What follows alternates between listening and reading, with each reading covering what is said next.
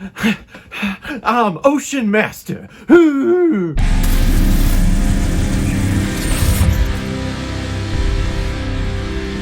Aquaman and the Lost Kingdom released today in 2023, and it marks the end of a decade-long journey with this universe, this franchise known as the DCEU, the DC Extended Universe, and this film is directed by James Wan, who has also directed such films like Saw, Dead Silence, The Conjuring, and the very first Aquaman. And this film is starring Jason Momoa, Patrick Wilson, Amber Heard, yes, she actually does appear here, Yahya Abdul-Mateen II, Randall Park, Dolph Lundgren, Temuera Morrison, Martin Short, and Nicole Kidman. It's been many years after the events of the first Aquaman movie, and Arthur is dealing with running an entire underwater kingdom, but also the joys of being a new baby daddy. But somewhere on the other side of the world, Black Manta has vowed vengeance against Aquaman and has uncovered the lost dark trident of a lost kingdom that really reminds me of Lord of the Rings so bad. And with this newfound power, his mission is to warm the entire planet so that the ice lost kingdom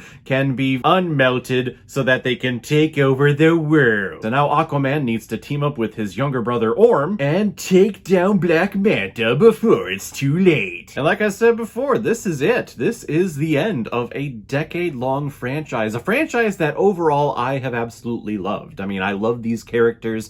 DC has always been my franchise and my superheroes that I gravitated towards. I have DC tattoos all over my arm. Get actually more next year. Hopefully this will all be done in January. I don't know. I'm still working on it. But I love these characters, and I do love this franchise. However, this franchise, the DCEU, has been cursed. There's been a dark cloud over it really since the inception of the DCEU, because it was created out of the mindset of, oh, we need to compete with Marvel, instead of, hey, let's create this franchise because we have great stories and we have great characters that we want to produce to the world. And this year, when you consider the box office, the DCEU has definitely failed. Every single project that they put out has not made any money, even though, in my opinion, majority of the DCEU projects that came out this year have actually been very great. I still think The Flash is wonderful. Shazam 2 I thought was great. Blue Beetle was a hell of a surprise, and it was awesome. This one is the fourth entry that DCEU put out this year.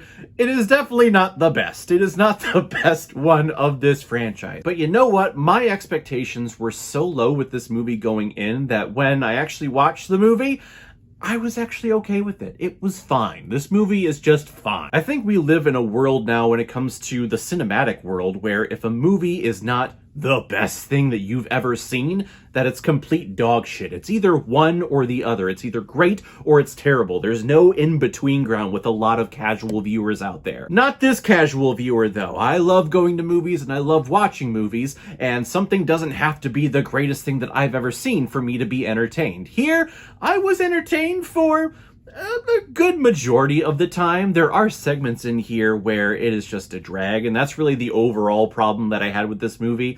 The pacing, the energy, it just feels off. I really don't get invested with anything until Orm finally shows up. Patrick Wilson shows up. He is a breath of fresh air here, and his chemistry with Jason Momoa, I think, is great. And that's when we get into like the actual mission and the conflict and what they need to overcome and figure out what Black Manta is doing to the world. Really, that's where the conflict of this film starts. Everything leading up to it, it's kind of a drag. It tries to inject humor here and there. It tries to inject story here and there, and it's just boring. And not much is happening. Jason Momoa is great, though, as Arthur Curry. He is great in this role, and it's sad to think that we'll probably never see him again in this role. As of this recording, they haven't officially announced anything.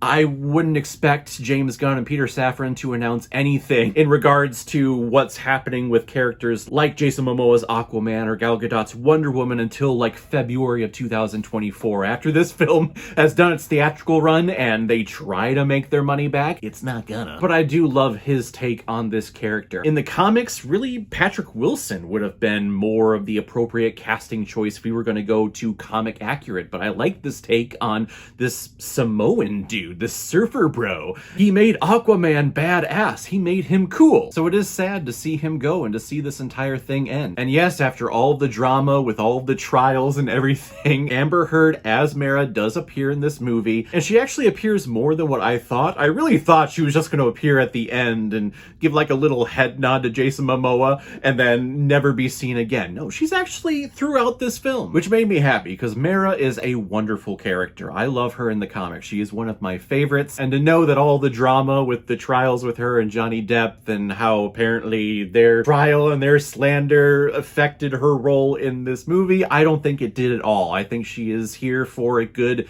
not majority of the time, but she's here for a good amount. And you did hear me right, Martin Short does play a cameo CGI character. I think it's really cool. I was wondering who was playing the voice of this character. I'm not going to spoil who it is, but when I saw the name, I'm like, huh! That's cool. The visual effects here, I think, are wonderful. You can tell that it's not as polished and it's not refined as the original Aquaman was. I think the original Aquaman, that technology and seeing this underwater world for the first time was mind-blowing. The hair choreography and how it floats underwater, I think was beautiful. And we wouldn't get films like Avatar, The Way of Water, without films like Aquaman coming out first and that technology being built upon and bettered in later films. Here it's definitely not bettered, and you can tell that there's some rush work throughout this thing, but I mean, overall, what do you expect with a film that had several release date shifts and tonal shifts, script changes? They had post-credit scenes that were shot with Ben Affleck and then Michael Keaton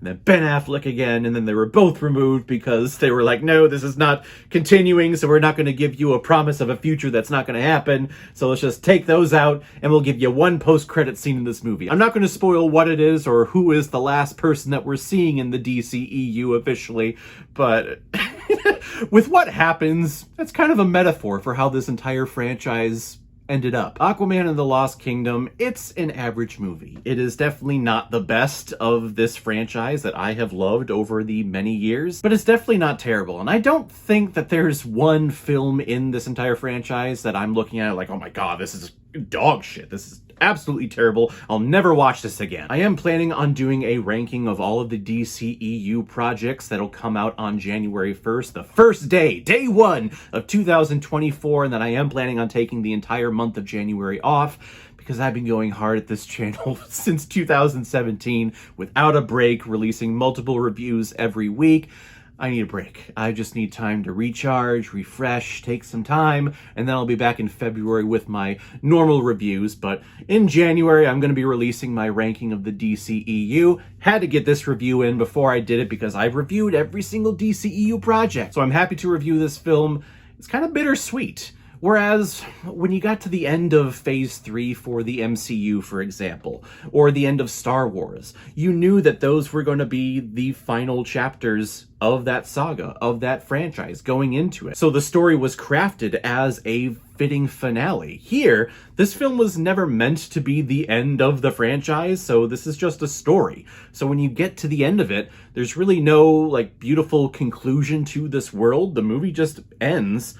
And this universe, this franchise, just ends. And it's sad. It's bittersweet. I wish we would have gotten more of a beautiful and poetic ending to this franchise, but we don't with this movie. We were never meant to with this movie, so I'm not going to dock this movie for not having it. But the overall vibe here is that this movie's just fine. It's very average. So if that's the case, then I'm going to give Aquaman and the Lost Kingdom 2.5 out of 5 Blu-rays. I found that if you have a goal, that you might not reach it. But if you don't have one, then you are never disappointed. And I gotta tell you, it feels phenomenal. So guys, if you've seen Aquaman and the Lost Kingdom, what did you think about it? What is your ranking of all of the DCEU projects? Let me know, and then when you check out my review in a couple weeks, let me know what you think of my official ranking of this franchise. And as always, if you like what you see here, if you like my take on movies, then hit the subscribe button to make sure you hit that bell. See you the next time I release my next movie review. So guys, I will see you next time on the channel, but in the meantime, be well, be good to each other, and go watch a movie. Take care, guys.